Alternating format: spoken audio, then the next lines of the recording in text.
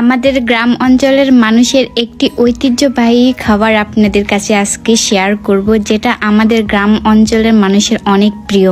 তো আসসালামু আলাইকুম, সবাই কেমন আছেন? আশা করি সবাই ভালো আছেন। তো আমি তো অনেক রকমের রেসিপি আপনাদের কাছে শেয়ার করছি, তো ভাবলাম যে আজকে কিছু গ্রামীণ কিছু রেসিপি আপনাদের কাছে শেয়ার করি। জানি না আপনাদের শহরে যারা থাকেন তারা এইরকম রেসিপি খাইছেন কিনা। তো এটা কিন্তু অনেক খেতে ভালো।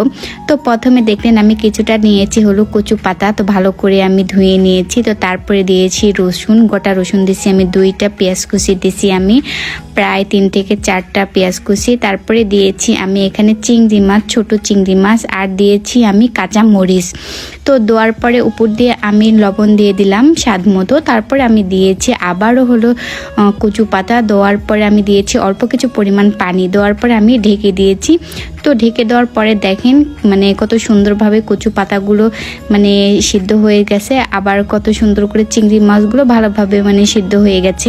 তো তারপরে আবারও আমি ঢেকে দিলাম, কারণ এখনও একটুকু রস মানে ঝোল আছে, সেটা হলো একদম যেন শুকিয়ে যায়।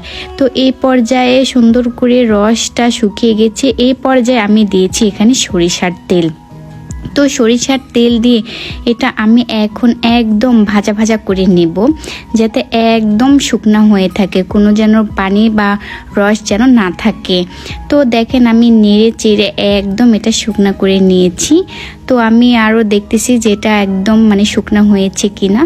তো এটা হলো অনেক সুন্দরভাবে শুকনা হয়ে গেছে। তো আপনারা চাইলে কিন্তু এটা কিন্তু এভাবেও খেতে পারেন, কিন্তু আমি ভাবলাম যে না, এটা আমি ভর্তা করব। তো তারপর আমি আরেকটা প্যানে কিছুটা আবারও দিয়েছি সরিষার তেল, দেওয়ার পরে এখানে আমি দিয়েছি 4টা শুকনো মরিচ। তো শুকনো মরিচটা আমি ভেজে নেব, কারণ আমাকে একটু ঝাল ঝাল ভালো লাগে। তো আর ভর্তাতে মনে হচ্ছে যে কাঁচা মরিচ আর শুকনো মরিচ দুটাই যদি দেওয়া হয় তাহলে কিন্তু এই ভর্তাটা খেতে ভালো লাগে। তো এখন আমি এই ভর্তাটা একদম বেটে নেব। তো তার জন্য আমি শিলপাটায় আমি সবগুলো চিংড়ি আর কচু পাতা আমি পাটাতে নিয়ে নিলাম, নিয়ে এখন আমি এগুলো একদম বেটে নেব। তো দেখতে পাচ্ছেন আমি কিভাবে হলো বেটে নিচ্ছি। তো আমার বাটাবাটি করা প্রায় হয়ে গেছে।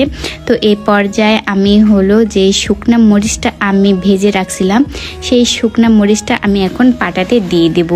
দিয়ে আমি এই শুকনা মরিচটাও কিন্তু ভেজে নেব। এখানে ঝাল আপনারা কম বেশি মানে আপনাদের পছন্দ অনুযায়ী দিবেন।